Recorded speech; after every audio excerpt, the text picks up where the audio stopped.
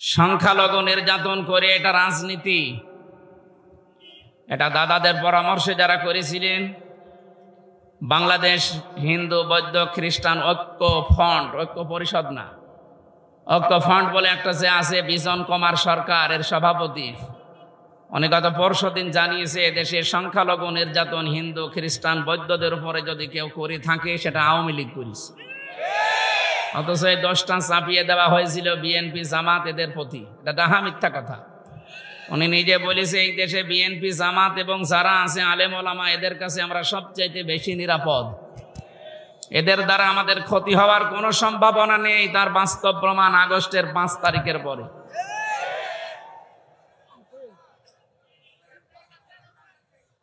কে বলে কিছুই করার নেই, হয় বসেন নাই বাড়ি চলে যান, কিচ্ছু করা যাবে না, এখন ডিস্টার্ব করলে হবে না, বসেন, এই কথা বলা যাবে না। আবার এখানে এসেছেন কেন? যান এখানে যান। এ তো মনে হচ্ছে যে 5 থেকে ওরা 3 নামানো লাগবে। ও শুনবে না, দেখেন ও মনে হয় যে বান্ধবী এসেছে গল্প করবে না।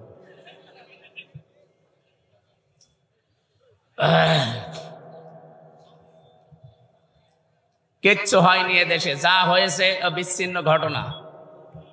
ওরা যদিও এই সমস্ত ইস্যু তৈরি করে আমাদের এ দেশটাকে অস্থিতিশীল পরিবেশ তৈরি করার পায় তারা চালাচ্ছে, বিশেষ করে যারা পালিয়ে গেছে তাদের বুদ্ধিমতো। আমরা এটা সফল হতে দেব না ইনশাআল্লাহ। ডক্টর মোহাম্মদ ইউনূস গতকাল এবং আজকে ধর্মীয় নেতা যারা বাংলাদেশে বিভিন্ন ধর্মের সবাইকে ডাক দিয়েছে যে মতামত দেন, আমরা এখন কি করব। সব দল মিলে ঐক্যবদ্ধ, এদেশে কোনো অস্থিতিশীল পরিবেশ তৈরি করতে দেওয়া যাবে না, তাহলে মোড়ল যারা আছে তারা কিন্তু সুযোগ পাবে। এই জন্য আপনারা অন্য ধর্মের যারাই আছেন আপনাদের ধর্মীয় অনুষ্ঠান পালন করবেন। আমাদের ধর্মীয় কালচার যেটা, এটা আমাদের ধর্মীয় কালচার, আবহমান কাল থেকে দেশে এটা হয়ে আসছে, এটা কিয়ামত পর্যন্ত চলবে। ওয়ানসালনা ইলাইকা যিকরা লিতুবায়্যিনা লিন-নাসি মা নুযিলা ইলাইহিম ওয়া লাআল্লাহুম ইয়াতাফাক্কারুন। সূরা নাহলের 44 নম্বর আয়াতের শেষের দিকে আছে, আল্লাহ পাক বলেন, হে নবী, এই কিতাব আপনার পথে আমি নাজিল করেছি, আপনি জীবিত মানুষদের সামনে ব্যাখ্যা করে শোনাবেন। কোন মানুষ? জবান খুলে বলবেন, কোন মানুষ? এই যে লিতুবায়্যিনা লিন-নাস, এখানে আরবি গ্রামার যারা জানে, আলেম যারা, লাম শব্দ ব্যবহার করা হয় 13টা অর্থে। প্রথম অর্থ হচ্ছে লাম ব্যবহার করা হবে আরবিতে জীবিত মানুষদের জন্যে। অথচ দুর্ভাগ্যজনক হলেও সত্য, 96% মুসলমানের এই দেশে জীবিত মানুষদের সামনে কোরআনের ব্যাখ্যা বিশ্লেষণ করা বড় কঠিন হয়ে গিয়েছিল। বিশেষ করে 15.5 বছর এক কথা বলছে না কেন, কি অবস্থা বানিয়েছিল। 14 জায়গায় অনুমতি নেওয়া লাগবে, তারপরে অনুষ্ঠান হবে। সরাসরি বলে না যে না কোরআনে দেশে চলবে না, কিন্তু যেন না চলে সেই ব্যবস্থা সব পাকাপোক্ত করেছিল। একজন নাকি তার বউকে খুব জোরে জোরে কিল দিত। একদিন বলছে, কি তুমি যেভাবে কিল মারো আমারে রাখবা না? কিলের ওজন দেখে টের পাও না? কিলের ওজন দেখে তো টের পাওয়া যায় যে তোমার রাখবো কিনা। ওরা সরাসরি 96% মুসলমানের দেশ তো বলে না যে না এই দেশে কোরআন চলতে দেব না, কিন্তু যেন না চলে সে ব্যবস্থা সব করেছিল বিভিন্ন কায়দায়। একেবারে পাতি নেতা থেকে শুরু করে ডিসি পর্যন্ত। কি কথা বলেন না কেন? এমনকি ডিসি, এসপি, টিওনো, ওসি সবাই পারমিশন দিলেও অনেক জেলায় এমন মানুষও ছিল এ মানুষগুলো অনুমতি দিতে চাইতো না। আল্লাহ রাব্বুল আলামিন এমন ভাবে তাদেরকে ধরেছে, তাদের এই পাপের বোঝা পরিপূর্ণ হয়ে যাওয়ার কারণে। কারণ কোরআনে কারিমে বাধা দেয় কাফেররা। কারা? এটা নাজিল হওয়ার পর থেকে এটা চলছে। কাফেররা প্রথমেই বলেছে না সব চলতে দেওয়া যাবে, কোরআনের আলোচনা যেন মুহাম্মদ করতে না পারে, এ সিদ্ধান্ত কাফেরদের। আপনি হয়তো ওইভাবে বলেন না, কিন্তু সিস্টেম চালু করেছিলেন কাফেরদের মতোই। 1500 বছর আগে কোরআনে কারিমে বাধা দিয়ে আবু জেহেল যদি কাফের হয় তা আপনি কি বলেন? বলেন। অনেকে বলে হ্যাঁ আবু জেহেলের সাথে তুলনা দিচ্ছেন, আবু জেহেল আল্লাহকে মানতো। আরে ভাই, কাবা শরীফের সভাপতি ছিল। আপনি তো নওগাঁ মসজিদের সভাপতি, আপনাকে কেউ চেনেই না। আর আবু জাহেল কোন মসজিদের? কাবা শরীফের সভাপতিও। হাজিদের পানি পান করাতো ধান্দায়। কিসে?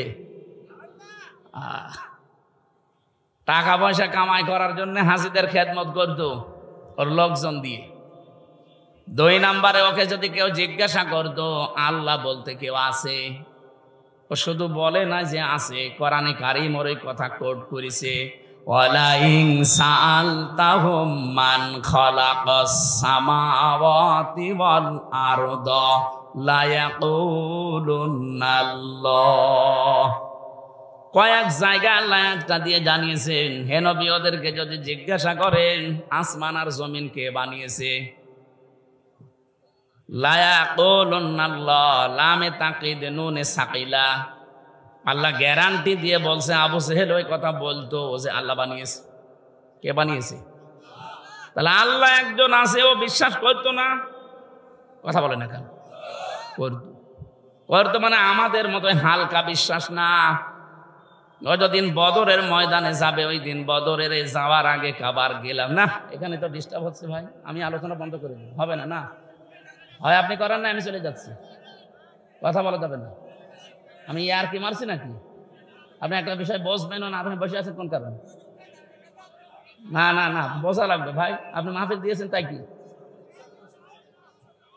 কেউ যেন না আসে আপনার কাছে, আর যে আসবে 1 ঘন্টা পরে আসবে না। আমি ডিস্টার্ব হলে কথা বোঝাতে পারি না ভাই, এটা আমার মনে হয় অপারগতা। কথা বলা যাবে না। আমি দুঃখ প্রকাশ করছি, কিন্তু কথা বলা যাবে না। যাই করেন কথা এখানে যেন না আসে। কিছু সূক্ষ্ম বিষয় সামনে আসবে, তো এই জন্য বারবার আমি মনোযোগ এই দিকে নিচ্ছি। এখানে বসবেন না, সকালবেলা বলবেন কি বলে গেল বুঝলাম না। আপনি বসবেন কি করে? আপনি তো গল্প করছিলেন।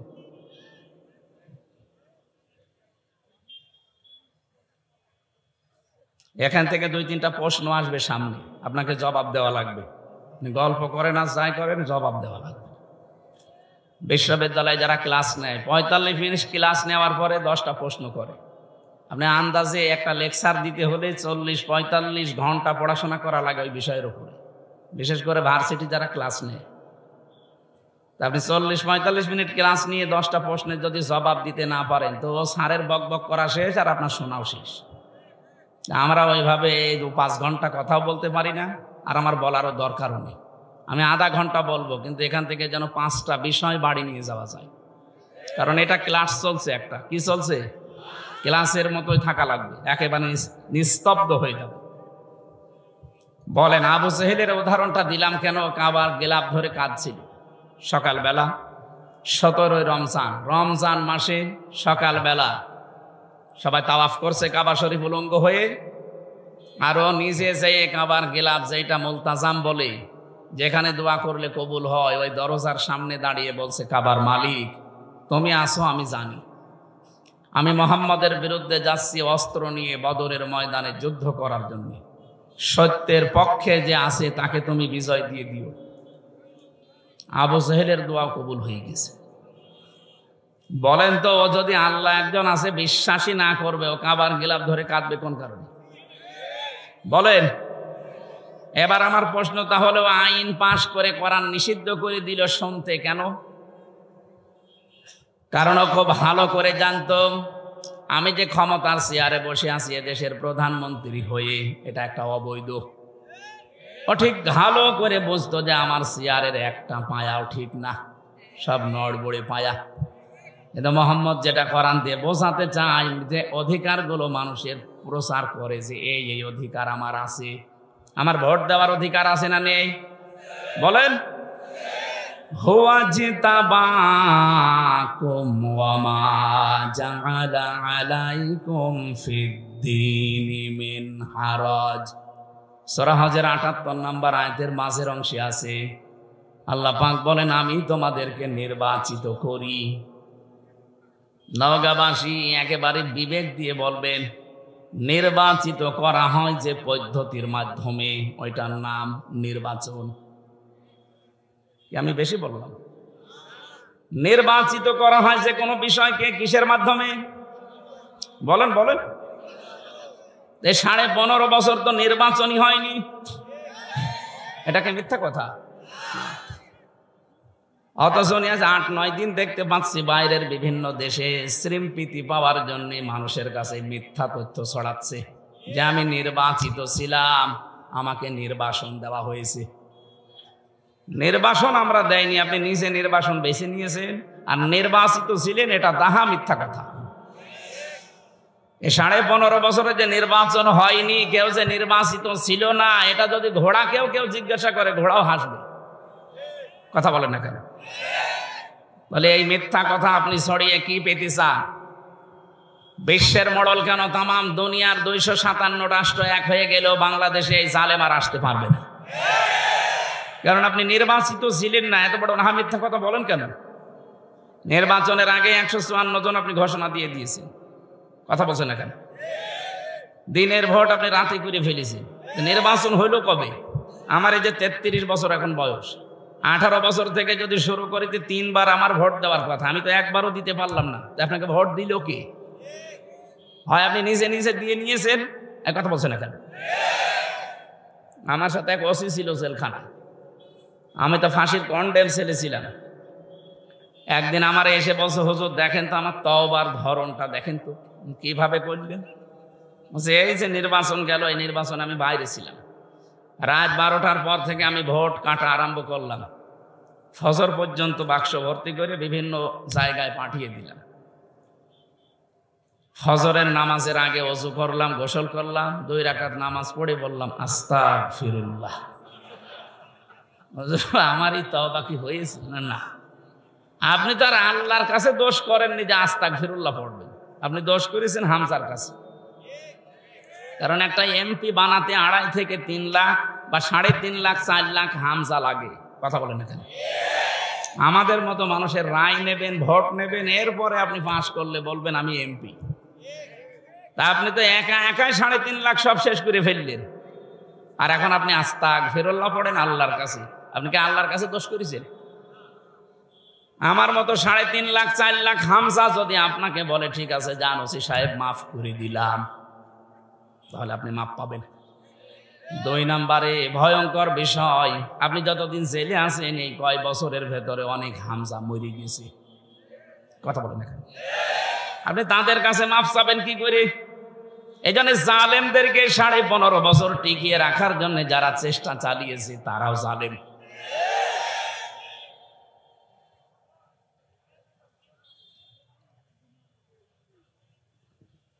বলেন তো ওসি সাহেবের যে তওবার ধরন বললো, ওকে তওবা বলে না, আর কি বলে? বাংলাদেশে বহু মানুষ এখন দেখছি আর কি মারছে। আরে ভাই, তওবা হবে তো তার কাছে, অপরাধ হয়েছে যার কাছে। আপনি আল্লাহর কাছে কোন অপরাধ করে থাকলে ওনাকে বলেন, উনি যদি মাফ করে দেয় দিক, শাস্তি দেয় দিক, ওনার ব্যাপার। আপনি তো অপরাধ আমার কাছে করলেন, আমার কাছে অপরাধ করে কাবার গিলাপ ধরে মাফ চাবেন, পুরাটা উল্টা না। আপনাদের তাওবা হচ্ছে না। যারা তাওবা করতে চান, অপরাধ করেছেন যার কাছে, স্বীকার করবেন তার কাছে। এইটা বাংলাদেশে যদি চালু হয়, পরবর্তীতে যারা চেয়ারে বসবে ওরা আর অন্যায় করার সাহস পাবে না, কারণ অপরাধ যার কাছে, স্বীকার করা লাগবে তার কাছে।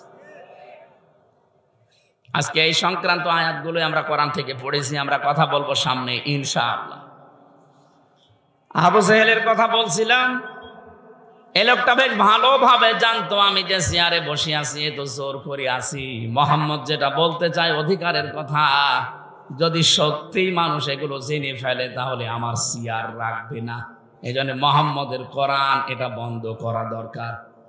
1500 বছর পর নব্য আবু জেহেল যারা, তারা জাতে মাতাল হলেও তালে ঠিক ছিল। ওরাও বুঝেছিল আমাদের যে চেয়ার, এ চেয়ার তো বৈধ না। কথা বলেন না। এই জন্য এই 15 বছরের ভেতরে যারা নির্বাচনের মাধ্যমে প্রহসন করে এমপি, মন্ত্রী, মেয়র, সাবেক উপজেলা চেয়ারম্যান নিচে লিখে দেন, আপনি লিখবেন না। কারণ আপনি সাবেক উপজেলা চেয়ারম্যান, সাবেক মেয়র, সাবেক এমপি, সাবেক মন্ত্রী, এটা অবৈধ। আপনাকে কে ভোট দিয়েছে যে আপনি এটা লিখেন? না, আপনি একটু বেশি করে লিখতে পারেন যে সাবেক চোর, এইটা লেখা যায়। কারণ আপনি চুরি করেছেন, আপনি লিখে দেবেন যে আমি চোর। তো বর্তমান তো চুরি করছেন না, সাবেক, এই জন্য সাবেক চোর বা সাবেক ডাকাত লিখে দেবেন। এই কথা বলছেন না কেন? আর 8 সাল থেকে 24 সাল পর্যন্ত যত কিছু নিয়েছেন রাষ্ট্রের কাছ থেকে, এগুলো সব ফেরত দেওয়া লাগবে।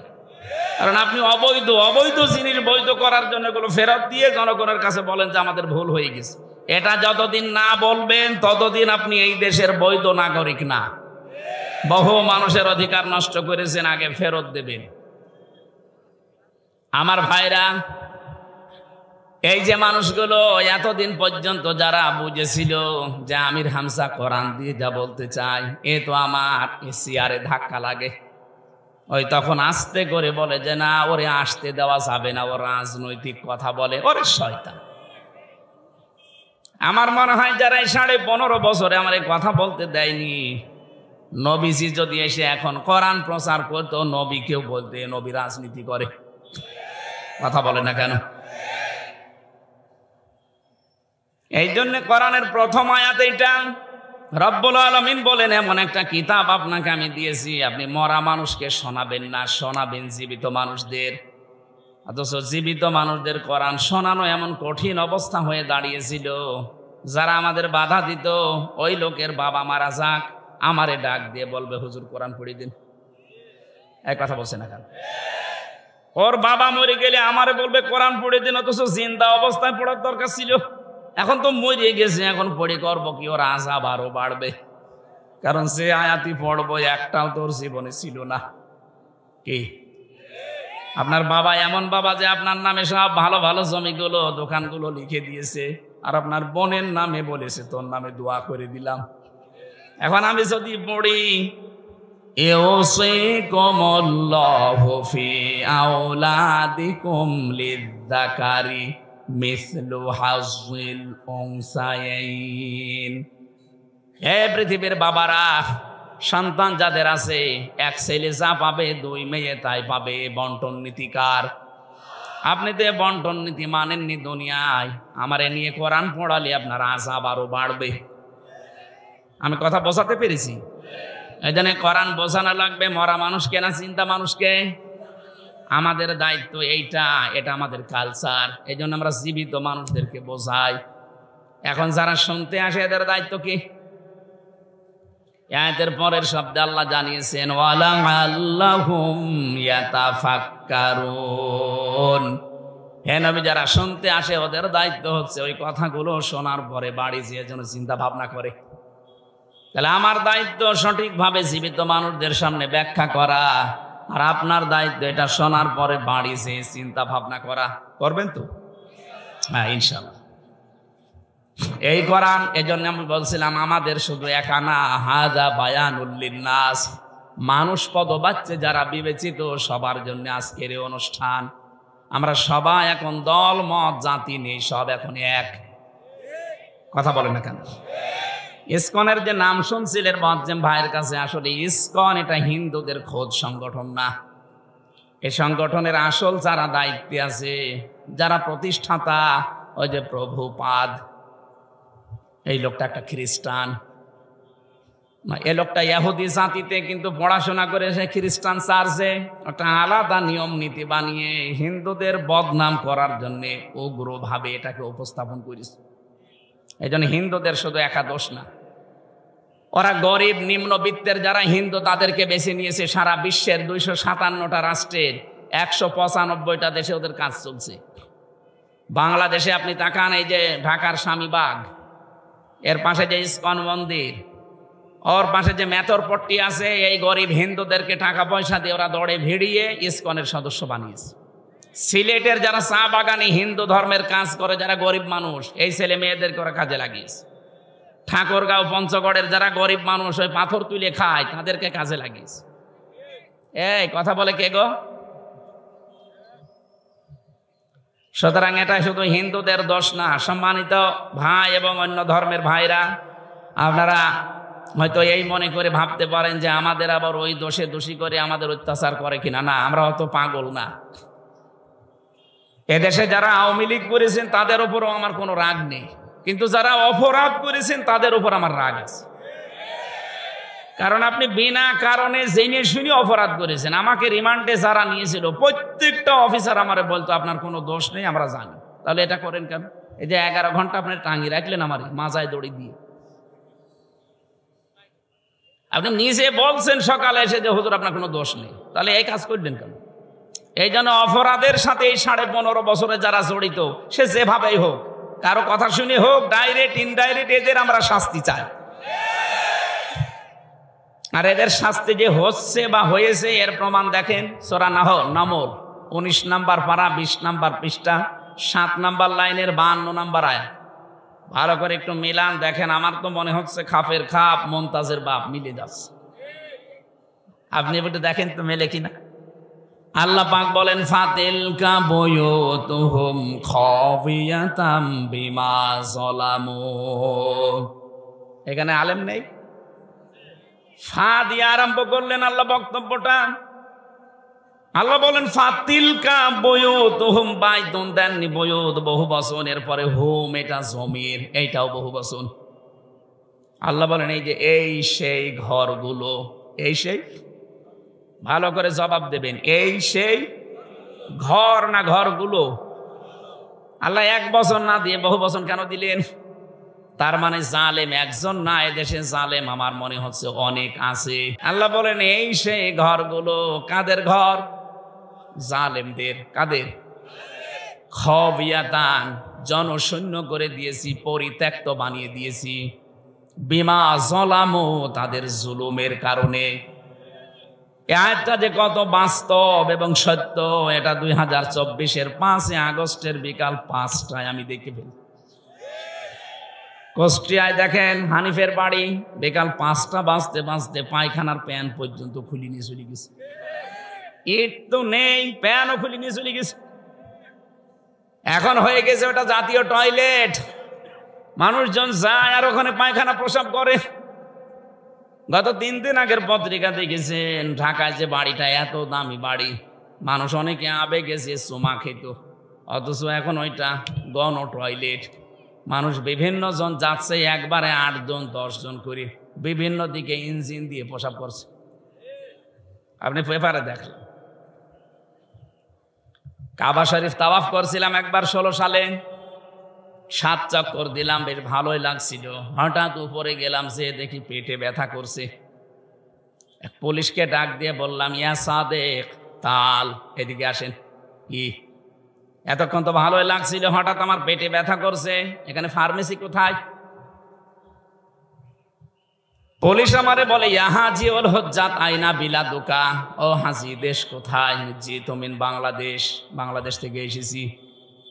ওর ভাষা দিয়ে আমারে বলছে, হাজি আপনি জানেন না এটা কোন জায়গা? না তো। আবু জহেলের বাড়ি। আপনি এখনো পায়খানা না করে দাঁড়িয়ে আছেন? তাড়াতাড়ি করেন। পায়খানা করে দেখে আমার পেটের ব্যথা ভালো হয়ে গেছে।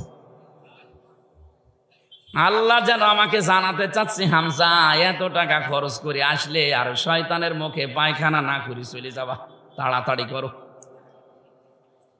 আমার তো মনে হচ্ছে এই 15.5 বছরে জুলুমের যে মাত্রা, আমি তো কিছুটা টের পেয়েছি।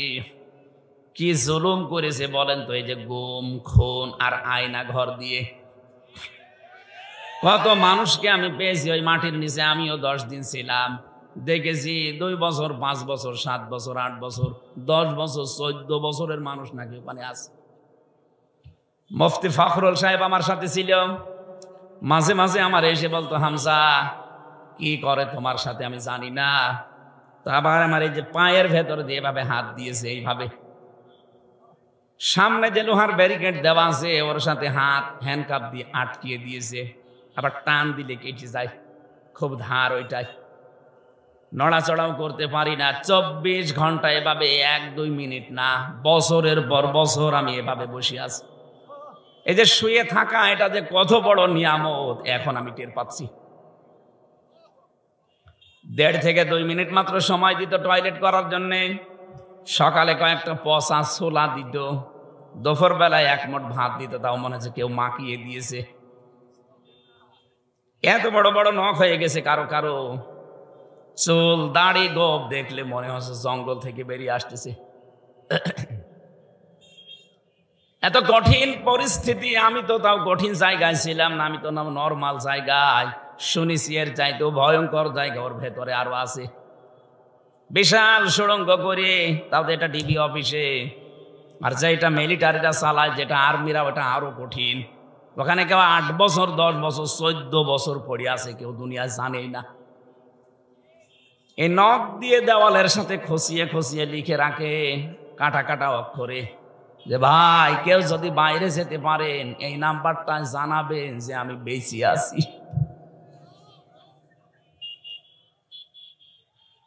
এই জুলুম যারা করেছিলেন এই 15 বছর 15.5 বছর ধরে, আপনি বলেন তো কোথায় পৌঁছিয়েছিলেন?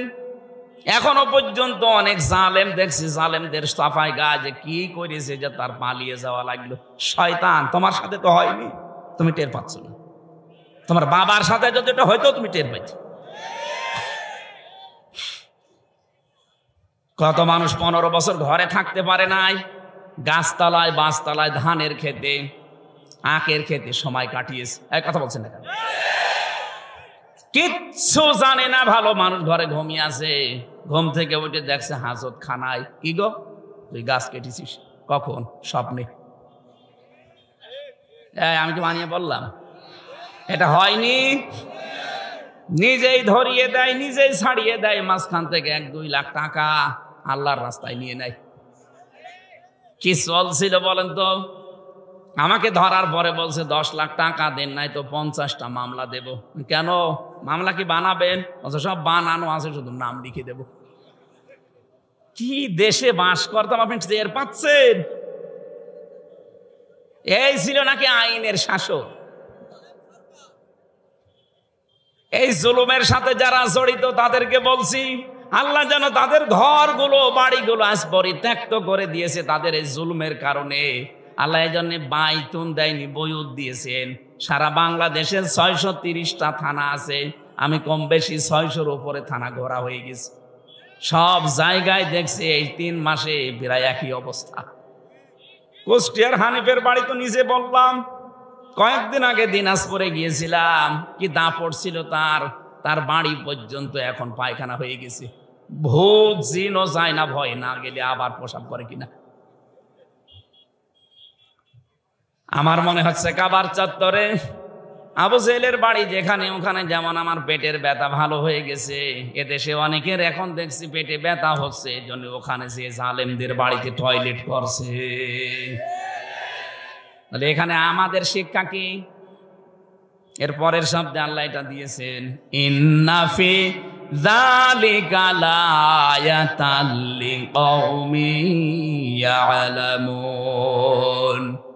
রাব্বুল আলামিন বলেন এখানে লামে তাকিদ আছে, যারা আরবি জানে তাদেরকে জিজ্ঞাসা করেন কত কঠিন শব্দ এটা। ইন্না ফি যালিকা লাআয়াতান, অবশ্যই এর ভেতরে শিক্ষা আছে, নিদর্শন আছে। কাদের জন্য? লিকাউমি ইয়ালামুন, যারা জ্ঞানী মানুষ।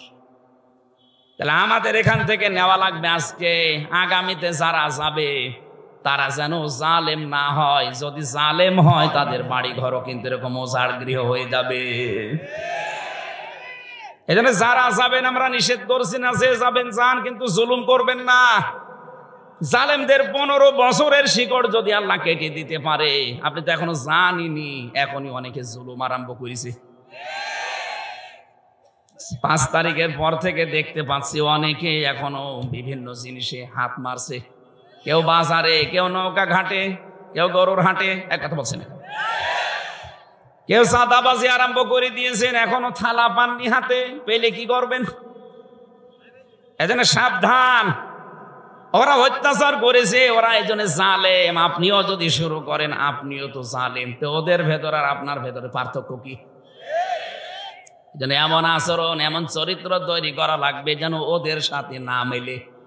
কারণ মান তাশাব্বাহা বিকওমিন ফাহুয়া মিনহুম, যার সাথে আপনার চরিত্র মেলবে কিয়ামতে তার সাথে উঠবেন। 15.5 বছরের জুলুম করে, চুরি করে, টাকা পয়সা পাচার করে ওরা যে অপরাধ করেছে, আপনিও যদি ওইটা করেন, কিয়ামতে ওর সাথে উঠলে আপনার আর কি উঠতে চান ওদের সাথে? আপনি কি এই দরবেশ সালমান রহমানের সাথে উঠতে চান?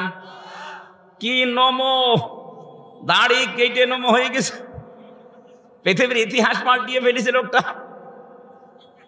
7টা ব্যাংক থেকে 36,000 কোটি টাকাও মারিং কাটিং করেছে। ইসলামী ব্যাংকটা ধ্বংস করে দিয়েছে এস আলমের মাধ্যমে। 75,000 কোটি টাকা এখান থেকে সরিয়েছে। নিজে একটা ব্যাংক বানাতে পারেন না, মানুষের টাকা পয়সা দিয়ে তৈরি করা, সেইটা নিয়ে পোদ্দারি করেন আপনি। মানুষ এটা জানোয়ার বললেও জানোয়ারের মনে হয় বিবেকাবাদ। আমারে জানোয়ার বলেন। জালেমরা পৃথিবীতে আল্লাহর সৃষ্টি জগতে নিকৃষ্ট।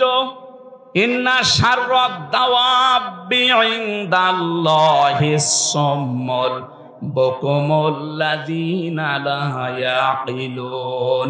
সূরা আনফাল 9 নম্বর পারা 18 নম্বর পৃষ্ঠার এটা 11 নম্বর লাইনের 22 নম্বর আয়াত। এটা তাফসিরে ইবনে কাসিরে আছে।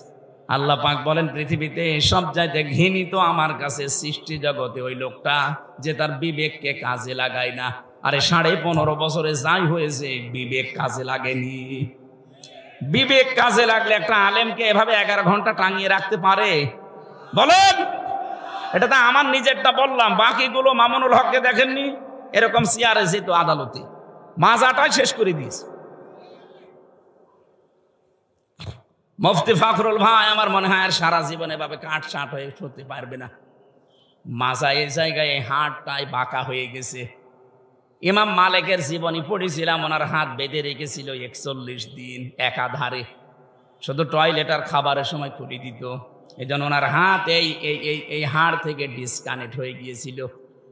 বহু আলেমের ওখানে আমি দেখেছি যারা আজ 22 বছর, যারা আজ 14 বছর, যারা আজ 10 বছর 12 বছর পড়ে আছে। এত কষ্ট ভেতরে আলেমদেরকে ওরা দিয়েছে। আমি তো হালকা পেয়েছি, আমার চাইতে আরো বেশি পেয়েছে অনেকে। তাদের শরীরে যে বিভিন্ন জিনিস নড়বড়ে হয়ে গেছে। এই জুলুমগুলো যারা করেছিলেন, এখন যদি কেউ সামনে এরকম করার চিন্তা ভাবনা করেন, এদের এত বড় শিকড় যদি আল্লাহ কেটে দিতে পারে, আপনি তো কিছুই না। কথা বলেন না কেন? ওদের শিকড় কত নিচে ছিল দেখেছেন? দারোয়ান থেকে শুরু করে একেবারে সংসদ পর্যন্ত সব ওদের সাজানো লোক। এক কথা বলছেন না কেন?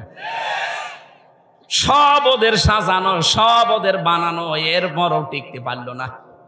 আর আপনার তো এখনো সাজানো কিছুই হয়নি, আন্দাজে মুখ জোর করছেন। এই জন্য চরিত্র ঠিক করবেন। ওদের মতো চাঁদাবাজি যদি করেন, আপনার বাড়িও টয়লেট হবে। কথা বুঝতেছেন? ওদের মতো মিথ্যা মামলা যদি দেন, আপনার বাড়িও এরকম পরিত্যক্ত হয়ে যাবে। গতকালকে কুমিল্লাতে একটা সমাবেশ ছিল। সর্বশেষ যিনি বক্তব্য দিলেন, আমি দেখলাম আজকে পেপারে, সর্বশেষ বক্তব্য দিয়েছেন যিনি আমিরে জামাত। এরপরে যিনি সভাপতি ঘোষণা দিলেন মাইকে যে আজকের এই অনুষ্ঠানে 8টা মোবাইল আর একটা টাকা ভর্তি মানি ব্যাগ পাওয়া গেছে। যার হয় সে প্রমাণ দিয়ে নিয়ে যান। এ পৃথিবীর ইতিহাসে এইটাই মনে হয় প্রথম। আপনি বলেন তো, বাংলাদেশের কোন সমাবেশ শেষ হওয়ার পরে এইটা বলতে পারে যে এখানে 8টা মোবাইল আর একটা মানি ব্যাগ ভর্তি টাকা পাওয়া গেছে? বলেন। এইরকম মানুষ যদি দুনিয়াতে, এইরকম চরিত্রের মানুষ যদি আমরা তৈরি করতে পারি, আল্লাহর কসম এদেরকে রাষ্ট্র দিয়ে দিলে এরা খাবে না। আর যদি ওই দরবেশের মতো মানুষকে দেন, ও খেয়ে একেবারে ধর করে ফেলবে। খাবে তো খাবে, শেষে বাঁচার জন্য দাড়ি পর্যন্ত পোষ দেবে। ওরে জিজ্ঞাসা করেছে, আপনি এরকম নাফরমানি করলেন কি করে? দাড়ি রাখা সুন্নত, আপনি কেটে ফেললেন। ও আবার ফতোয়া দিয়েছে, ওই দাড়ি রাখা সুন্নত, জান বাঁচানো ফরজ। আমি দাড়ি কেটে সুন্নত ফেলে দিয়ে ফরজ আমি চেষ্টা করছিলাম বাঁচার, কিন্তু পারলাম না। নৌকা আমারে ধরিয়ে দিল, নৌকা ধরিয়ে দিয়েছে। তাহলে আজকে আয়াতের ভেতরে যে শিক্ষাটা প্রথম পেলাম, জালেমদের আচরণ যেন আমরা দুনিয়ায় না করি। তাহলে আমাদের বাড়ি ঘরও দেখা যাচ্ছে 10-15 বছর পরে পরিত্যক্ত টয়লেট হয়ে যাবে। আল্লাহ আমাদেরকে হেফাজত করেন, বলেন আমিন। কোরআনে কারীম থেকে সূরা হাক্কাতের 4-5টা আয়াত পড়েছি কিয়ামত সংক্রান্ত। কারণ মানুষের চরিত্র সংশোধনের জন্য আখিরাত ভিত্তিক জীবনের বিকল্প নেই।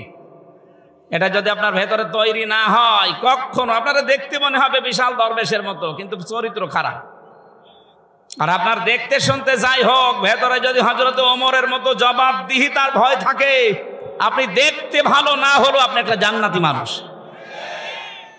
খলিফাতুল মুসলিমিন হযরত ওমর রাদিয়াল্লাহু তাআলা আনহু এই যে আখিরাতের ভয়টা কি, জবাব দেওয়া লাগবে এটা কি, উনি বুঝিয়েছেন ওনার জীবনে। এই কথা বলছেন কেন?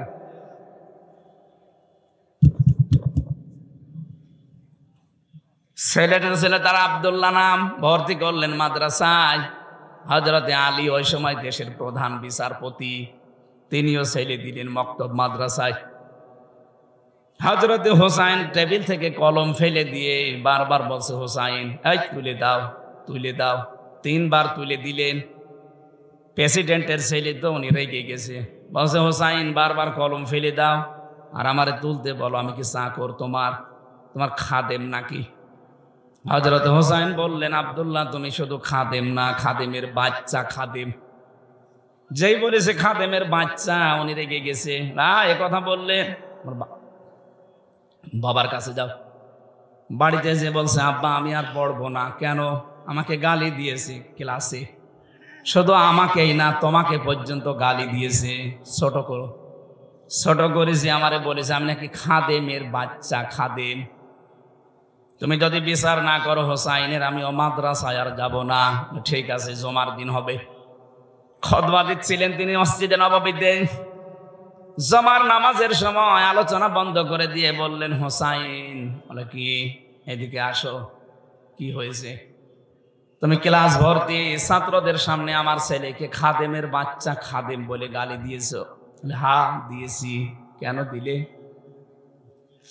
ইমাম হোসাইন বলে, খলিফা বুকে হাত দিয়ে বলেন তো, আপনি কি আমার নানার খাদেম ছিলেন না? হযরত হোসাইনের কথা শোনার পর হযরতে ওমরের বাকরুদ্ধ হয়ে গেছে, আর কথা বলতে পারে না। তাই তো, এইভাবে ভাবি নাই। তুমি যেটা বললে এটা কি লিখে দিতে পারবা? নিয়ে আসেন, কাগজ কলম নিয়ে আসেন। খেজুরের পাতা নিয়ে এসেছে, লিখে দিলেন, ওমর আমার নানার খাদেম ছিল, আমি দেখেছি। ইতি হোসাইন ইবনে আলী। সই করে দিলাম, যান। কাগজটা হাতে নিয়ে হযরতে ওমর চমা খেলেন, ডাক দিয়ে বলেন, নবীর সাহাবীরা, বিচার হয়ে গেছে। ছোট মানুষ সন্তান আব্দুল্লাহ তো বোঝে না, বলে আব্বা তুমি তো বিচার শুরুই করলে না, হয়ে গেল কি করে? হযরত ওমর বলে, সন্তান যে বিচার করেছি শুধু দুনিয়া না, আখিরাতেও কাজে লাগবে। আমি যখন মারা যাব এই কাগজটা আমার কাফনের ভেতরে দিয়ে দিও। মরণের পরে আল্লাহ পাক যেদিন আমাকে তুলবে হিসাবের জন্য, কিছুই যদি আমার কবুল না হয়, ভালো না লাগে, কাগজটা দেখাবো। রব্বুল আলামিন কাগজটার দিকে তাকাও, তোমার নবীর নাতি লিখে দিয়েছে আমি নাকি নবীর খাদেম ছিলাম। এই ওসিলায় হলে আজকে তুমি আমারে মাফ করে দাও। হিসাবটা শুধু সারা জীবন শুনেছি যে হিসাব, দুদুকে ধরলে আপনি পাগল হয়ে যান। তাও তো তাদেরকে ঘোষ ঘাস দিয়ে উল্টা পাল্টা করা যায়, কিন্তু আল্লাহর দুদুক আল্লাহ পাক যদি ধরেন হিসাবের জন্য, 1 গ্লাস পানির জবাব দিতে পারবেন না।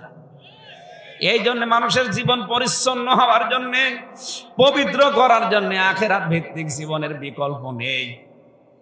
আল্লাহ ওই কথাগুলো শক্তভাবে আমাদেরকে আজকে জানাচ্ছেন। খুব ভালো করে খেয়াল করবেন। সূরা হাক্কাত, কোন সূরা? বলেন বলেন। হাক্কা শব্দের শাব্দিক অর্থ কি? কোরআনে কারিমে সূরা হাক্কাতকে আমার আল্লাহ অবশ্যম্ভাবী ঘটনা এই শব্দ দিয়ে আরম্ভ করেছেন। আল হাক্কাতু মাল হাক্কা, অবশ্যম্ভাবী ঘটনা। কি সেই অবশ্যম্ভাবী ঘটনা? আল্লাহ যেন নিজেই এবার প্রশ্ন দিচ্ছেন, মা আদরাকা মাল হাক্কা। হে নবী আপনি কি জানেন কি সেই ঘটনা? কাযযাবাত সামুদ ওয়া আদুম বিল কারিয়া। সামুদ এবং আদ এই 2 জাতি এই অবশ্যম্ভাবী ঘটনা যেটা, তার মানে কিয়ামত, এইটাকে তারা মিথ্যা প্রতিপন্ন করেছিল। বাদ দেন, এটা মরে যাব, এইটাই তো শেষ। এরপরে আবার ওঠা লাগবে, আবার জবাব দেওয়া লাগবে। কিসের অবান্তর কথাবার্তারা বলেন।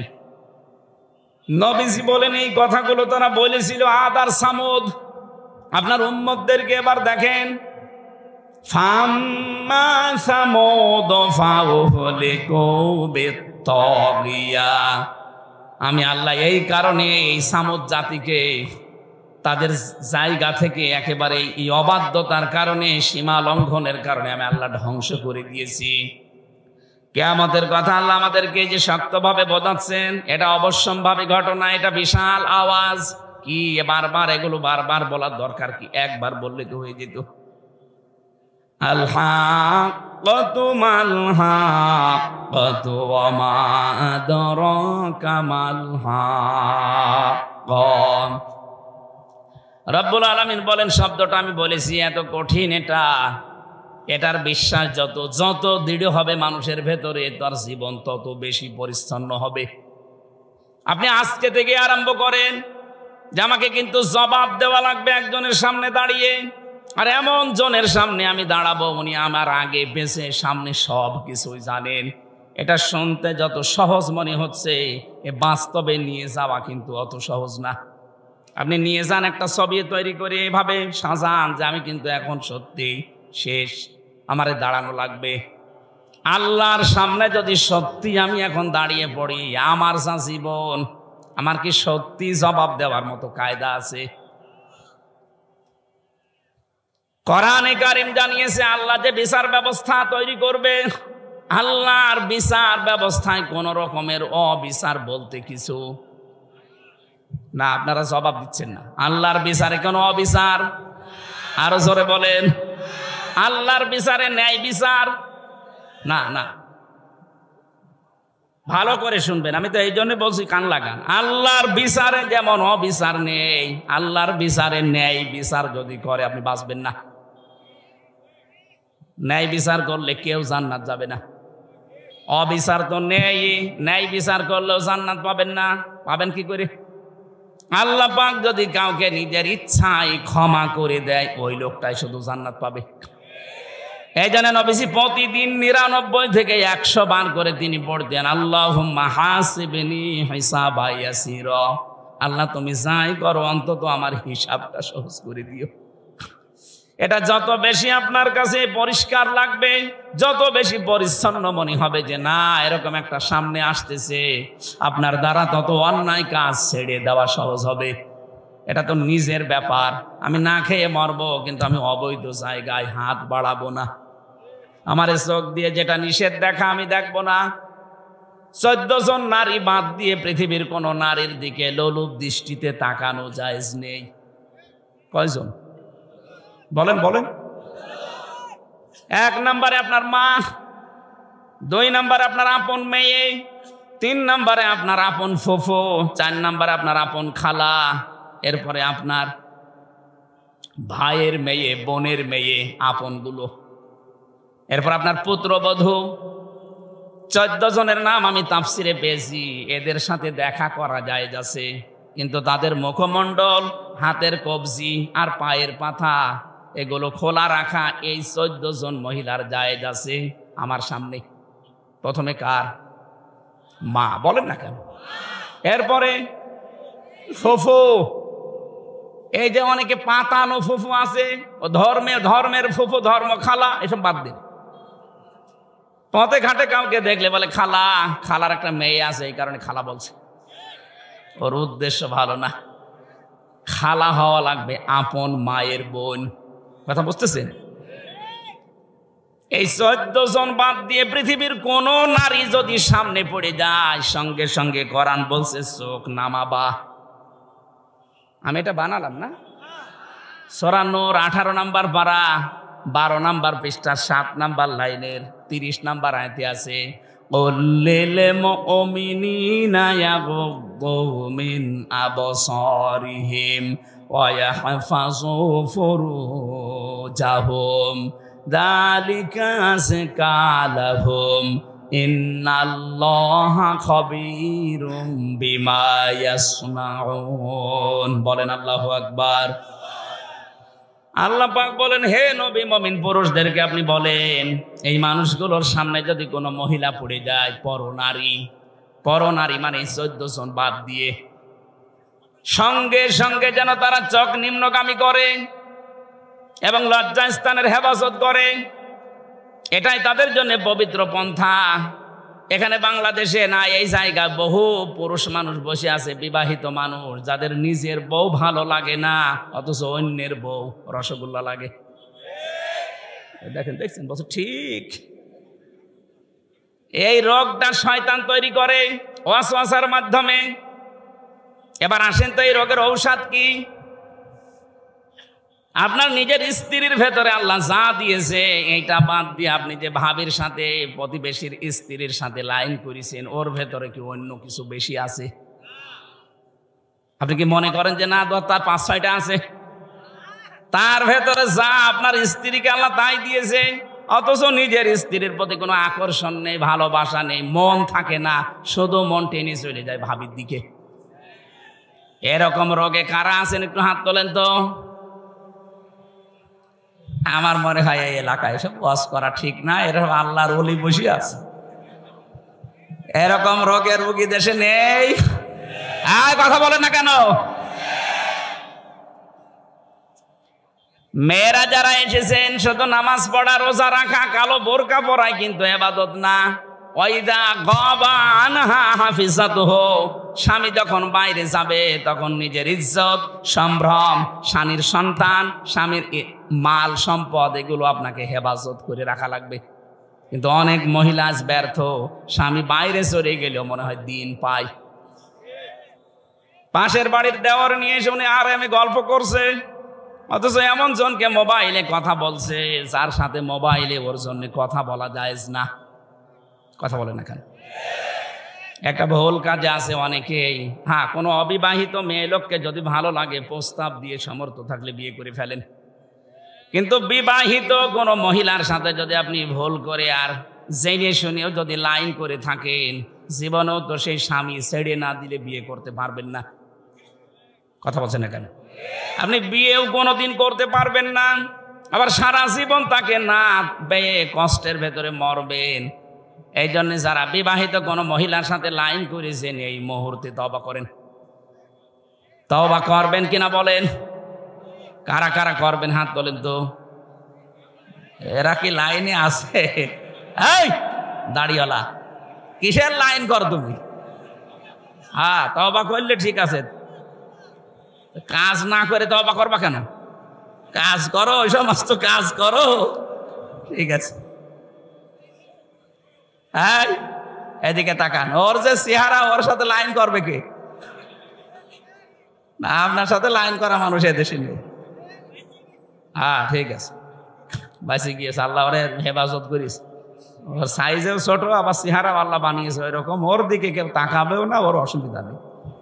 কিন্তু যাদের চেহারা একটু ভালো, ওরা তো দিশা পায় না করবে কি, মনে করে আমার পেছনে তো মানুষ ঘরে, আলহামদুলিল্লাহ। তাহলে এই রোগ থেকে যাদের নিজের স্ত্রী আজ ভালো লাগছে না, আকর্ষণ তৈরি হয় না, অন্যেরটা দেখলেই ভালো লাগে, এটা রোগ। এ রোগ শয়তান তৈরি করে দেয় ওয়াসওয়াসার মাধ্যমে। এটা থেকে বাঁচতে হলে কয়েকটা পদ্ধতি আছে, নাকি এই ওষুধ বলার দরকার নেই? এ জেলায় আপনারা হাত তুললেন না যে এই জেলায় তো পাচ্ছি না, বলে কি করবো? রেকর্ড হচ্ছে তো, অন্য জেলায় যাক, তারা যেন মানে। 1 নম্বরে, বড় নারী দেখলেই মন চাইলেও আপনাকে চোখ নিম্নগামী করা লাগবে, এটা আল্লাহর নির্দেশ। আল্লাহ ভালোভাবে জানে যে আপনার দুর্বলতা কোন জায়গায়। মন চাওয়ার পরেও যদি আপনি না তাকান, একটা অনির্বচন সুখ আল্লাহ আপনাকে দান করবে। কি বললাম শব্দটা? অনির্বচন সুখ, বাংলা শব্দ এটা। এটা কেমনে তৈরি হয়? এই যে বাচ্চারা, পাখির বাচ্চা দেখবেন, মুরগির বাচ্চা, সিল যখন শো মারতে আসে তখন মা পাখিটা পর এভাবে বিছিয়ে ডাউন করে দেয়। কি কথা বলেন না কেন? দেখবেন একটার সাথে একটা পর লেগে যায়, মোলায়েম সফট কোমল হয়ে যায়। এটা শুধু লেগে যায় না, এভাবে ডাউন করার পরে ফল করে দেয়। আল্লাহ কোরআনে কারিমে উদাহরণটা সূরা বানী ইসরাঈলের 23 নম্বর আয়াতে দিয়েছেন, ওয়াখফিজ লাহুমা জানাহাদ-দুল্লি মিনার রাহমা। হে দুনিয়ার মানুষ, যারা সন্তান হয়ে গেছো, তারা তোমার মা বাবার কাছে এভাবে হাতটা বিছিয়ে দাও। এখানে আল্লাহ যদিও জানাহুন দিয়েছেন, ডানা। আমাদের পৃথিবীতে কোনো মানুষের ডানা হয় না, হয়? আমাদের হয় হাত। হাতের আরবি শব্দ ডানা না, হাতের আরবি শব্দ জানাহুন না, হাতের আরবি শব্দ ইয়াদুন, আদুদা, আইন দোয়া দাল। আল্লাহ আদুদাও দেয়নি, ইয়াদুনও দেয়নি, দিয়েছে জানাহুন। কেন? আমাদের তো ডানা নেই, ডানা হয় পাখির। কার? পাখির ডানা হাওলাত করে আল্লাহ আমাদের লাগিয়ে দিলেন কেন? কারণ পাখির যে ডানা, এর ভেতরে নরম কিছু পাওয়া যায়। এই যে যে পরগুলো পাবেন, পালক এত সফট, এত কোমল, এত মোলায়েম, একটার সাথে আর একটা লাগবে। এর নিচে যখন বাচ্চারা আশ্রয় নেবে, এই পলকের নিচে দেখবেন ছোট ছোট কুয়াগুলো আছে, এত নরম এটা। এটা একটার সাথে আর একটা লাগার কারণে নিচ দিয়ে যেগুলো ঝরে যায়, ওই বাচ্চাগুলো নিচে যাওয়ার পরে ওদের মাথায়, ওদের চোখে, বিভিন্ন জায়গায় যখন লাগে একটা আলাদা শান্তি। ওই সময় তারা কিচির মিচির কিচির মিচির করে। ওইটার বাংলা শব্দ হচ্ছে অনির্বচন সুখ। আল্লাহ এখানে বোঝাতে চেয়েছেন, ও হামজা, দুনিয়ায় তোমার মা বাবা যতদিন বেঁচে আছে, তোমার হাতটা খরচের হাত বলো, সেবার হাত বলো, এমন কায়দায় মা বাবার সামনে বিছিয়ে ধরবা, অন্তত তারা যেন মনে করে আমার হামজা থাকতে আমাদের আর কোনো চিন্তা নেই। বলেন সুবহানাল্লাহ। নওগাঁবাসী বিবেক দিয়ে বলেন তো, আমাদের মা বাবা কি আমাদের উপরে ভরসা করতে পারছে? না। আজ অধিকাংশ মা বাবা সন্তানের উপরে ভরসা করতে পারে না। মনে করে সন্তান বিয়ে দিলে আমাকে পর করে দেবে, হয় আমাকে আলাদা করে দেবে, নাই বৃদ্ধাশ্রমে দিয়ে দেবে। কথা বলেন না কেন? এটা মনে করার কারণ হচ্ছে, আজ অধিকাংশ পরিবারের সন্তানও কিন্তু চায় না যে মা বাবাকে আমি আলাদা করে দেই, বৃদ্ধাশ্রমে রেখে আসি, বাড়ি থেকে তাড়িয়ে দেই না। কোনো সন্তান দুনিয়া এটা চায় না, কিন্তু বাধ্য হয় বোর কারণে। আসতে বলেন। সম্মানিত মা বোন যারা এসেছেন, এই জন্য বলছে শুধু নামাজ পড়া, রোজা রাখা, গালো বোরকা পরা ইবাদত না। আপনি স্বামীর মা বাবাকে নিজের মা বাবার মতো আচরণ করবেন, এইটাও ইবাদত। ইবাদত কাজ বাংলাদেশে নেই, এই জন্য এখন জেলা এবং থানায় থানায় বৃদ্ধাশ্রম হচ্ছে। কয়েকদিন আগে আমি নীলফামারী গিয়েছিলাম, কিশোরগঞ্জ থানা, দেখলাম বৃদ্ধাশ্রম। আমারে নিয়ে গেল দেখার জন্যে। এই কোলে 20 জন, এই কোলে 20 জন মার বাবা বসে আছে, মুরব্বী। ওদের চেহারার দিকে আর চোখের দিকে তাকিয়ে আমি দেখতে পেয়েছি প্রতিটি মা বাবা তার সন্তানের জন্য বরদোয়া করছে, অথচ তাদের আমার মতো ছেলে মেয়ে আছে। কথা বলেন না কেন? কেন আমার মতো সন্তান বিয়ে করার পরে মার বাবাকে বৃদ্ধাশ্রমে রেখে আসবে, বাড়ি থেকে তাড়িয়ে দেবে, আলাদা করে দেবে কেন? অথচ আমার পেছনে সবচেয়ে বেশি শ্রম দিয়েছে একেবারে 25-30 বছর পর্যন্ত একাধারে বিনা লাভে আমার মা আর বাবা। কোন প্রকার লাভ ছাড়া তারা আমাকে এ পর্যন্ত তুলেছে। আর বানানো গাছ পেয়ে এখন আপনি একেবারে পর করে দিলেন, ডিলেট করে দিতে চান। নিজের মা বাবা যদি হয়তো আপনি ডিলেট করতেন। এজন্য মেয়েরা যারা এসেছেন, পুত্রবধূ, তাদেরকে বলছি, জীবনও আপনি স্বামীর মন পাবেন না। সত্যি কথা বলছি আমি স্বামী হিসাবে, জীবনও আপনি স্বামীর মন পাবেন না যদি স্বামীর মা বাবার সাথে খারাপ আচরণ করেন, তাদের ব্যবহারটা ঠিক না করেন, তাদের যে যত্ন করার দরকার, তাদের যে খরচ করা দরকার, এটা যদি না করেন, হয়তো স্বামী উপরে উপরে তার সন্তানের কারণে, তার সংসারের কারণে ভালোবাসবে, কিন্তু ভেতরে ভেতরে বলবে আল্লাহ এ যেন মরে যায়, আর একটা বিয়ে করব। হাদিস নবীজি বলেন, কোন স্ত্রী যদি চায় আমার স্বামী বেশি দিন বেঁচে থাক, আমার স্বামীর হায়াত বেড়ে যাক, তার সন্তান, তার সম্মান, তার প্রভাব প্রতিপত্তি, অর্থনীতি এগুলো আরো বেড়ে যাক, নবীজি বলেন ওই স্ত্রী যেন বারবার তাকিদ দেয়, স্বামী তুমি যাই করো রক্তের সম্পর্কগুলো ঠিক রাখো। আমার সাথে সবচাইতে বেশি রক্তের সম্পর্ক আমার মা বাবার, আমার বোনের, আমার ভাইয়ের, আমার চাচার, আমার ফুফুর। এই কথা বলছেন না কেন? এইগুলোর সাথে আজ সম্পর্ক ভঙ্গ করার জন্য সবচাইতে বেশি দায়ী বউরা। আমি জানি মেয়েরা এখন আমার নামে বরদোয়া করছে, আল্লাহ হুজুর মরুক, মরবো তাও আমি বলবো, কারণ আমি চাই আপনারা যেন বেঁচে যান। হাজারো স্ত্রী কিন্তু জাহান্নামে যাবে, কিন্তু এই স্বামী স্ত্রীর এই রক্তের সম্পর্কগুলো নষ্ট করার কারণে। কারণ আল্লাহ পৃথিবী তৈরি করার পর কমপ্লিট যখন হয়ে গেল, তখন এই রেহেম, যেটা রক্তের সম্পর্ক, আত্মীয়তা, এটা আল্লাহর পাশে বেঁধে ধরেছিল। ডাক দিয়ে বলে, মাবুদ আমার সম্পর্কে তো কিছুই বললি না। আল্লাহ পাক ওই দিন জানিয়েছে, রেহেম তোমার সম্পর্কে আমার রায় হচ্ছে, তোমার সাথে যারা সম্পর্ক অটুট রাখবে তাদের সাথে আমার সম্পর্ক ঠিক থাকবে, আর তোমার সাথে যাদের সম্পর্ক কাট হয়ে যাবে আমি আল্লাহ বলছি তাদের সাথে আমিও সম্পর্ক ছেদ করলাম। বলেন নাউজুবিল্লাহ। আপনি বড় নাপ জোব্বা গায়ে দিয়ে নামাজ পড়ে হাসি হয়ে কি করবেন যদি এইগুলো ঠিক করতে না পারি আমরা?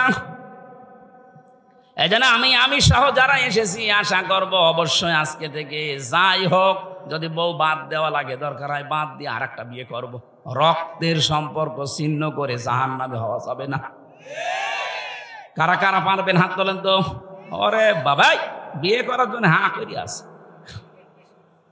ঠিক আছে করবেন, 4টা পর্যন্ত করবেন। বিয়ে করা জায়েজ আছে, কিন্তু শর্ত 3টা। শুধু সুন্দরী আর মনোমুগ্ধ পরিবেশ দেখে টাকা পয়সা দেখেই পাগল হওয়া যাবে না, 3টা বিষয় দেখা লাগবে। প্রথম, বিয়ে জায়েজ, পরের গুলো জায়েজ করার নিয়ম 3টা। আমরা তো অনেকেই সুন্দরী খুঁজি, সুন্দরী দেখে পরের গুলো না, এটা নিয়ম না। ইসলাম বিয়ে করতে বলেছে, কিন্তু আগের আয়াত পরের আয়াত দেখেন, সূরা নিসার 3, 4, 5। আল্লাহ পাক যেগুলোর নাম দিয়েছেন এখানে হয় এতিম হওয়া লাগবে, অসহায়, 2 নম্বরে সে বিধবা হওয়া লাগবে, 3 নম্বরে তার স্বামী পরিত্যক্তা হওয়া লাগবে। এরকম মহিলা দেখে বিয়ে করার নিয়ম। আরো খুঁজে বেড়াচ্ছে আকিস গ্রুপের মেয়ে। আমার আকিস সাহেবের 3 বউ, ওনার ছেলে 4 বউ। প্রথমটা ঢাকা বিশ্ববিদ্যালয় স্যার, শিক্ষিকা, পরের গুলো সবই একটু নর্মাল। দ্বিতীয়টা ঠিক আছে, দ্বিতীয়টা এমবিবিএস ডাক্তার, 3 নাম্বারটা নার্স, 4 নাম্বারটা ওনার কর্মচারী। উনি তো এই কোরআনের আয়াত মিলিয়েই করেছে, অসহায়, বিধবা করেনি, স্বামী পরিত্যক্তাও না, কিন্তু গরিব মানুষের মেয়ে। তো ওনাদের যে সম্পদ আল্লাহ দিয়েছে, ওনাদের যে সম্মান, ওনাদের যে শরীর যা খায়, আকিজের বড় ছেলের সাথে আমি থাকি, উনি দেখেছি উনি যে খাবার খায়, এক দিন মনে হয় 8 থেকে 10,000 টাকার খাবার। এই এত খাওয়া লাগে না, এমন এমন খাবার, এতটুকু দাম 2000 টাকা। এই জন্য শরীরও এরকম টাইট। এখন 70 বছর বয়স, 4টা বউ, আল্লাহর রাস্তায় চালিয়ে যাচ্ছে, কোনো অসুবিধা নেই। অথচ আমার যে শরীর একটাই চলে না, আমি একটারই সময় দিতে পারি না। এই যে কয়দিন বের হয়েছি বাড়ি থেকে, খালি বাড়ি থেকে গেতাস, ওই তাই করে বেড়াও গা। এমনি 3 বছর জেল খেটে আসলে হয়নি, আবার ওই জেলের মতোই ঘুরে বেড়াও, তোমার আর বাড়ি আসার দরকার নেই। তাই আমার দ্বারা 4 বউ সাজে? যদি অসহায় হয়, যদি বিধবা হয়, স্বামী পরিত্যক্তা হয়, এইরকম মহিলা দেখে এতিম অসহায় তাদেরকে দিয়ে বিয়ে করা জায়েজ আছে পরের গুলো। আর আমরা এটা উল্টিয়ে ইসলামকে কলঙ্কিত করার জন্য শুধু খুঁজে বেড়াই ধনী মানুষ আর সুন্দরী। না, প্রথমটা ঠিক আছে। প্রথমটা আমি মনে হয় এটা বোঝাতে পেরেছি। আয়াতটা নিয়ে অনেকের অভিযোগ আছে, স্যার বিয়ে করতে বলে, আমার রিমান্ডে বলছিল এক অফিসার মুসলমান, আপনার আকিজের ছেলে 4 বিয়ে করেছে, তাহলে আমার বউকে বলবো 4 স্বামী ধরতে? আমি ধরতে বলে, আপনার বউ যদি 4 স্বামী ধরে, যদি ছেলে হয়, কোন কোন বাপের পরিচয় দেবে? বলছে ডিএনএ টেস্ট করে পরীক্ষা করে দরকার বলবে যে অমুক বাপের ছেলে। কত বড় শয়তান! এক মহিলার যদি 4 স্বামী হয়, সন্তান হলে কাড়াকাড়ি হবে না? এ বলবে আমি হাফ বাবা, ও বলবে আমি ফুল বাবা, ও বলবে আমি 3 ভাগের 1 ভাগ বাবা। আর একজনের যদি 4 স্ত্রী হয়, সন্তান যদি 1 বছরে 4টা করে হয়, বাবা কয়টা? তো বিয়ের ক্ষেত্রে এই নিয়মটা, যাদের ইনসাফ করার মতো যোগ্যতা নেই, এই মানুষগুলোর আর না করাই ভালো, একটা নিয়েই সন্তুষ্ট থাকা দরকার। এই আয়াতের শেষের দিকে এটা আছে, অহেদা, যদি না পারো ইনসাফ করতে, একটা নিয়েই সন্তুষ্ট থাকো। আল্লাহ এই বিধানটা তো খেলা করার জন্য দেয়নি, আমরা উল্টা দিকে নিয়ে গেছি। আমরা সুন্দরী আর মুখমণ্ডল অথবা টাকা পয়সা এগুলো খুঁজতে চাই। অথচ প্রথমটা বিয়ে করার পরে পরের গুলো কয়টা শর্ত বললাম? হয় বিধবা হওয়া লাগবে, অথবা স্বামী পরিত্যক্ত হওয়া লাগবে, মানে স্বামী মরে গেছে, স্বামী ছেড়ে দিয়েছে, অথবা এতিম অসহায় মিসকিন। এইরকম মানুষগুলোকে দেখে আপনি সমাজে যেন বিশৃঙ্খলা বা জেনা ছড়িয়ে না পড়ে, এই জন্য আপনাকে আশ্রয় দেওয়ার জন্য বিয়ে করার নিয়ম। আমি যেটা বলছিলাম, সম্মানিত মা বোনেরা, আপনাদেরকে আমি অনেক ভালোবাসি, চাই আপনি বেঁচে যান। এই জন্য আগামী থেকে দুনিয়া যেহেতু থাকার জায়গা না, আপনিও যাবেন, আমিও চলে যাব। 100 বছর পরে এখানে যারা আছি একজনও থাকবো না। কথা বলে না কেন? বলেন তো, 100 বছর পরে যদি কেউ এই নওগাঁর এই যে কি কান্দি যেন দেখলাম, এই গ্রামে এসে যদি বলে এই বাড়ি আমার, ওখানে যারা বসবাস করবে সত্যি করে বলেন আপনাকে উঠতে দেবে? 100 বছর পরে আপনি ঘুরে এসে দেখেন আপনাকে উঠতে দেবে না? বলবে কে আপনি? আপনি যদি বলেন এই বাড়ি আমি বানিয়েছিলাম 2 তলা, বলবে ইয়ার কি মারেন, থাকার জায়গা হচ্ছে না বলে ভণ্ডামি করেন। যান মসজিদের বারান্দায় রাত্রে গিয়ে থাকেন, সকালে ফুটে পড়েন। এইটা দুনিয়া। এটা কি? এইটুকুর জন্য আপনি কার অধিকার নষ্ট করছেন হিসাব করেন। আপনি তো বাবার অধিকার নষ্ট করবেন না, মায়ের অধিকার, স্ত্রীর অধিকার, সন্তানের হক আদায় করবেন। এই কারণে যেন এইটা দিয়ে আখেরাত তৈরি হয়। আমাদের আসল টার্গেট কি? আখেরাত। বলেন বলেন। আল্লাহ রাব্বুল আলামিন বলেন এই যে জবাব দেওয়া লাগবে, হিসাব দেওয়া লাগবে, এটা যারা অস্বীকার করেছিল এই মানুষগুলোকে এই সীমা লঙ্ঘনের কারণে এমন পর্যায়ে আমি পৌঁছিয়েছি। আপনি তাকান, বিচারের যে সিস্টেম আমি তুলে এনেছিলাম কোরআন দিয়ে, প্রথমে আল্লাহ বিচার সাজাবে আপনাকে দিয়ে একা একা। অকুল্লুহুম আতিহি ইয়াউমাল কিয়ামাতি ফারদা। কিয়ামতের সর্বপ্রথম আল্লাহ বিচারের রায় দেবে আপনাকে একা ডাক দিয়ে। কয়জন করি? দ্বিতীয় নম্বরে ডাকবে হচ্ছে ইয়াউমা নাদউ কুল্লা উনাসিম বিইমামিহিম, আপনার নেতার সাথে ডাকবে। 3 নম্বরে এবার সবার সামনে ডাকবে। ওই যে বিচার ব্যবস্থায় বললাম আল্লাহ কোনো অবিচার করেন না, ন্যায় বিচার করলে কেউ বাঁচবে না, জান্নাতে যেতে পারবে না। হ্যাঁ, যদি উনি মাফ করে দেয়। এইটাই পদ্ধতি। এই পদ্ধতিটা তাফসিরে পড়েছি। আল্লাহ যদি আমাকে মাফ করতে চায়, ঘিরে ফেলবেন ময়দানে মাহশারে, এটা কুদরতি চাদর দিয়ে সবার চক্ষু থেকে আড়াল করে আমাকে ঘিরে ফেলবেন। ডাক দিয়ে বলবে এটা করেছিলি, এইটা করেছিলি। সবগুলো আমার চোখের সামনে ভিডিও ক্লিপ আকারে উনি দেখাবে, বলবে এই যে দেখ এটা করেছিলি। অস্বীকার করার কিচ্ছু নেই। বাধ্য হয়ে মাথা নিচু করে বলা লাগবে আল্লাহ আমার ভুল হয়ে গেছে।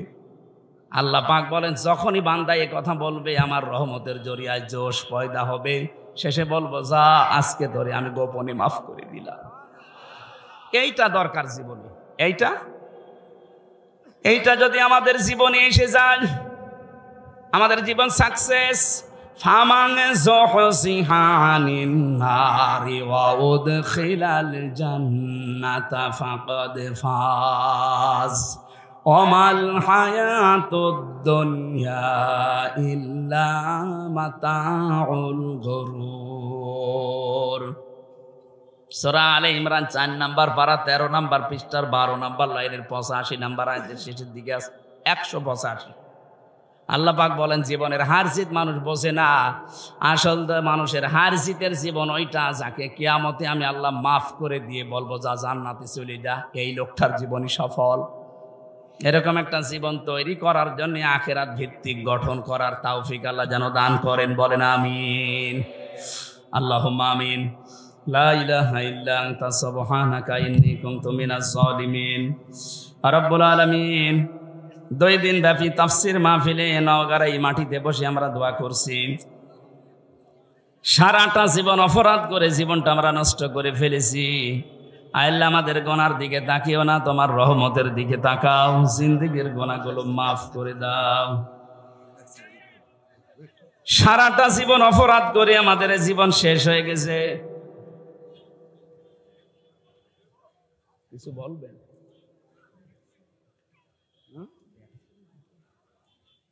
আগের থেকে একটা কিছু লিখে দিতে পারলেন না। একবার ব্যাগ ছেড়েছে আর ফাড়া যাবে না, মানুষ বিরক্ত হয়ে যাবে। খালি কালেকশন করলে তো আপনি মাহফিল এভাবে আর দেবেন না। হ্যাঁ, ব্যাগ একবার দিল না, মুয়াজ্জিম ভাই দেবে, আবার কয়বার দেবে মানুষ? যাদের সামর্থ্য আছে যাওয়ার সময় ড্রাম দেবেন, দিয়ে যাবে। লা ইলাহা ইল্লা আনতা সুবহানাকা ইন্নী কুনতু মিনাজ জালিমিন। আল্লাহ তাআলা এই আঞ্জাম দিয়েছে যারা এই বিশাল আয়োজনে, এদের অর্থনৈতিক যে অভাব আছে দূর করে দাও। কিয়ামতে জবাবদিহিতা তৈরি করা লাগবে এরকম আচরণ, এরকম পরিবেশ আমাদের জীবনে এনে দাও রব্বুল আলামিন। মা বাপ যাদের নেই কবরে আছে এদেরকে ক্ষমা করো। কত মানুষ আমরা হাত তুলেছি, আমাদের অনেকের আপনজন হারিয়ে গেছে, আমরাও একদিন হয়তো হারিয়ে যাব। এভাবে আমাদের সন্তানেরা আমাদের জন্য দোয়া করবে। রব্বুল আলামিন তাদের দোয়াগুলো আমাদের পাথেয় বানিয়ে দিও আল্লাহ। প্রশাসনের যে ভাইগুলো এসেছে কবুল করো। এ মাহফিলের সম্মানিত সভাপতি একজন হাজী মানুষ, তাকে কঞ্জ কবুল করে নাও। প্রধান অতিথি, বিশেষ অতিথি যারা আমরা এসেছি, আমাদের জীবনটা তুমি পরিচ্ছন্ন করে দাও। এমন জীবন গঠন করার তৌফিক দাও যেন তোমার সামনে দাঁড়ানো যায়। মা বোনদেরকে পর্দা আড়ালে খাদিজার মতো, আয়েশার মতো বানিয়ে দাও। আগামীতে অনুষ্ঠানটা কোরআনের প্রচারে আরো বড় করে মঞ্জুর করো আল্লাহ। বারাকাল্লাহু লানা ওয়া লাকুম ফিল কোরআনিল আযীম। এলাকায় মাটির নিচে কত মানুষ বছরের পর বছর ঘুমিয়ে আছে আল্লাহ, পোড়া কবরগুলো তুমি জান্নাতুল ফেরদাউস তৈরি করে দাও। এই দেশটাকে আমরা দেখতে চাই কোরআনের রঙে রঙিন। 53 বছর আমরা দেখেছি বিভিন্ন মানুষ চালিয়েছে, কাঙ্ক্ষিত মানের শান্তি দিতে পারে নাই। এখন শুধু বাকি আছে তোমার আইন দিয়ে দেশটা চললে কেমন দেখা যায়। চর্ম চোখে এটা দেখে মরার তৌফিক দাও। আলহামদুলিল্লাহি রাব্বিল আলামিন। লা ইলাহা ইল্লাল্লাহু মুহাম্মাদুর রাসূলুল্লাহ। আদায় করার মাহফিলে আমি নিতে চাই না, এই জন্য ঝামেলা, আমি পারি না এসব। আগের থেকে যারা আছে তাদেরকে নিয়ে করে নেবেন। সালাম।